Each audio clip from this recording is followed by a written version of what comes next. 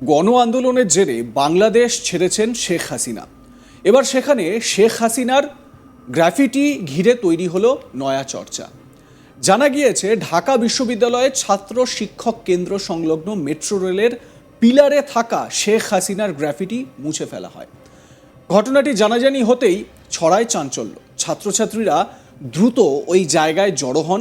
পড়ুয়ারা জানতে পারেন বিশ্ববিদ্যালয়ের প্রক্টর সাইফুদ্দিন আহমেদের অনুমতি নিয়েই ওই কাজ করা হয়েছে, মানে বিশ্ববিদ্যালয়ের একেবারে অনুমতি ছিল এর মধ্যে। এরপরেই শুরু হয় বিক্ষোভ, এমনকি প্রক্টরের পদত্যাগও দাবি করেন তারা। পরে অবশ্য সেখানে হাসিনার অপর একটি গ্রাফিটি আঁকা হয়।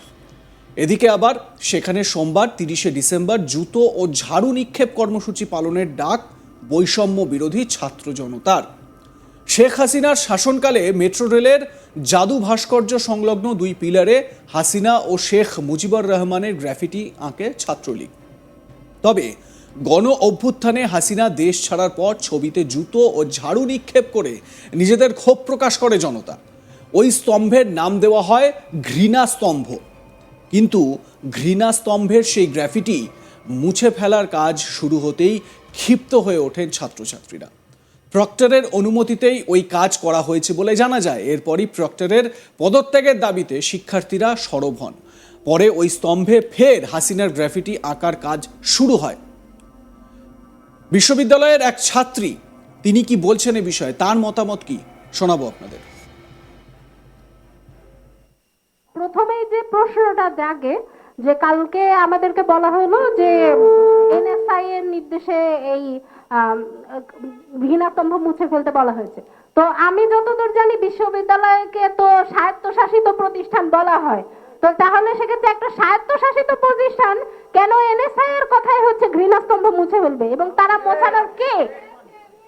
এই প্রশাসন, এই বিশ্ববিদ্যালয় প্রশাসন আসার পর থেকে বিশ্ববিদ্যালয়ে একটা মবের দ্বারা পর্যন্ত হয়েছে, সেটার বিচারও তারা ঠিকঠাকভাবে করতে পারেনি। তাদের হাত দিয়ে ঘৃণাস্তম্ভ মুছে ফেলা হয়েছে, তাদের হাত দিয়ে।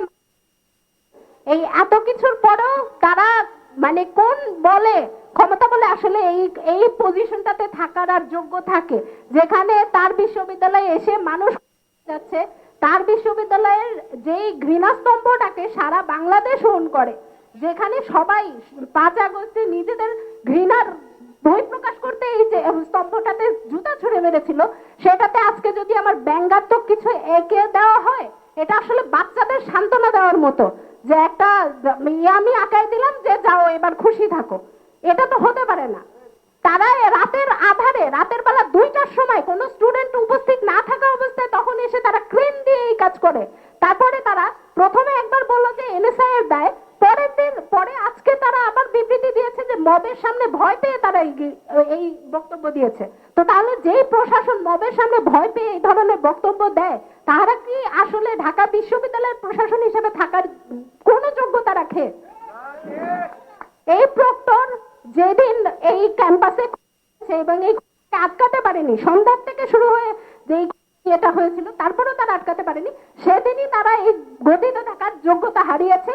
এবং কালকে তারা নিজেরা প্রমাণ করেছে তারা আসলে এই গতিতে থাকার যোগ্য না, তারা এই গণ অভ্যুত্থানের প্রকৃত স্পিরিট বা কোনো কিছুই ধারণ করার যোগ্য না।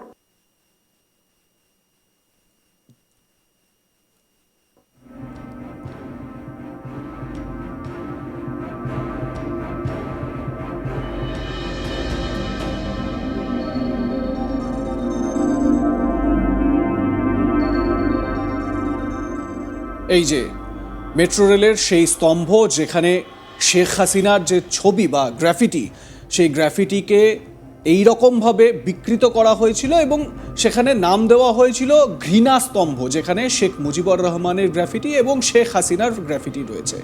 এবারে এই গ্রাফিটিগুলোকে কেন মুছে ফেলা হলো, তার পরিবর্তে কেন আবার নতুন করে গ্রাফিটি তৈরি করা হলো? যারা এই বৈষম্য বিরোধী ছাত্র জনতা, তাদের যেটা দাবি, যে তারা বলছেন যে এটা নতুন করে একটা খেলনা দেওয়ার মতন কাজ করা হচ্ছে, কারণ সমগ্র মানুষ, দেশবাসী এই স্তম্ভ দুটিকে ঘৃণা স্তম্ভ হিসেবে দেখে। কিন্তু কেন শেখ হাসিনার এবং শেখ মুজিবরের যে গ্রাফিটি, সেই গ্রাফিটি মুছে ফেলা হয়েছিল, সেই নিয়ে প্রশ্ন তুলছে ঢাকা বিশ্ববিদ্যালয়ের ছাত্রছাত্রীরা। স্বাভাবিকভাবেই বিশ্ববিদ্যালয়ের প্রক্টরের বিরুদ্ধে অভিযোগ করা হচ্ছে, কারণ তার অনুমতিতেই নাকি এটা হয়েছে। এবারে প্রশ্ন হচ্ছে যে কেন এটা ঘৃণা স্তম্ভ? খুব স্বাভাবিক, শেখ হাসিনাকে যখন উৎখাত করা হয়েছে তখন তার এবং তার সরকারের কোনো নিদর্শনই সে দেশে থাকতে দেওয়া হবে না, বা সেগুলোকে যে ঘৃণার চোখেই দেখা হবে, এটা খুব স্বাভাবিক, মানে এতে কোনো আশ্চর্য নেই।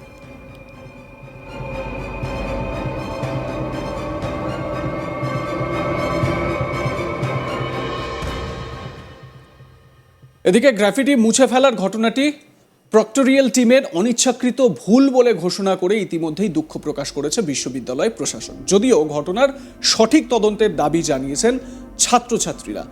খুব স্বাভাবিক একটি বিষয় যে বিশ্ববিদ্যালয়ের তরফ থেকে যে এই যে এতগুলো বিষয়, যেখানে শেখ হাসিনা এবং শেখ মুজিবের যে গ্রাফিটি, সেই গ্রাফিটিকে ঘৃণাস্তম্ভ হিসেবে দেখা হচ্ছে, সেটাকে কেন এরকমভাবে মুছে ফেলা হলো, এই নিয়ে প্রশ্ন তোলা হচ্ছে। বিশ্ববিদ্যালয়ের আরেক ছাত্রের বক্তব্য আপনাদের শোনাবো, কি বলছেন তিনি, শুনুন। বা আপনার হচ্ছে মানে কার আদেশ, কোনো আলোচনা না করে কারোর সাথে এরকম একটা আপনার মানে পাইতারা, এটা মুছে দেওয়ার পাইতারাটা করছে। তো এটাকে আসলে খুবই ষড়যন্ত্রমূলকভাবে দেখতেছি। সকল ছাত্র, বৈষম্য বিরোধী ছাত্র আন্দোলন, ছাত্রদল, ছাত্র ইউনিয়ন সহ সকল ছাত্র সংগঠন মিলে আমরা আজকে আবার ওই ফ্যাসিস্ট হাসিনার যে আগের ছবিটি সেটিকে ফিরিয়ে আনবো। কেন এগুলো হচ্ছে আমরা সেগুলো জানতে চাই। আমাদের ধারণা যে প্রশাসনে এখনো ব্যাপক পরিমাণে আওয়ামী আমলারা আছেন, প্রশাসনে তাদের একটা ভূমিকা আছে। প্রশাসনের প্রতি যে ইতিমধ্যে শিক্ষার্থীদের একটা প্রশ্নবোধক চিহ্ন জাগ্রত হয়েছে, সেইটা আরও ঘনীভূত হবে এবং তার দাবি, তার পদত্যাগের যে দাবি ছিল, হয়তো আমরা সেখান থেকে প্রথমবারের মতো সরে আসবো, কিন্তু দ্বিতীয়বার সরে আসার কোনো সুযোগ আমাদের কাছে থাকবে না। বিশ্ববিদ্যালয়ের ছাত্রছাত্রীদের মধ্যে স্বাভাবিক প্রতিক্রিয়া হয়েছে। এখানে বলে রাখি, এই সমস্ত ছাত্রছাত্রী তারাই যারা শেখ হাসিনার বিরুদ্ধে কথা বলছেন, যারা এই যে শেখ হাসিনার বিরুদ্ধে বৈষম্য বিরোধী আন্দোলনে সামিল হয়েছিলেন, তারা এই সমস্ত কথা বলছেন। এটা তো একটা দিক, কিন্তু এর নেপথ্যে আরও একটা দিকও কিন্তু সামনে আসছে খুব স্বাভাবিকভাবেই। আওয়ামী লীগের তরফ থেকে, আওয়ামী লীগের ছাত্র সংগঠন বা অন্যান্য যে শাখা সংগঠন, সেই শাখা সংগঠনগুলো আরও সক্রিয় হচ্ছে না তো? বাংলাদেশ আরও একটা গণ অভ্যুত্থান খুব সম্প্রতি দেখতে চলেছে, এই রকম পরিস্থিতি তৈরি হচ্ছে না তো? যেই গণ অভ্যুত্থানের মাধ্যমে শেখ হাসিনা আবার বাংলাদেশে ফিরবেন, প্রধানমন্ত্রীর পদে আসীন হবেন, সেই রকম সম্ভাবনা কোথাও না কোথাও তৈরি হচ্ছে না তো? এই প্রশ্নটাও স্বাভাবিকভাবে উঠছে। আপনাদের মনে কি হয় জানাতে ভুলবেন না। দেখতে থাকুন আজ তাক বাংলা, লাইক, কমেন্ট, শেয়ার করতে ভুলবেন না।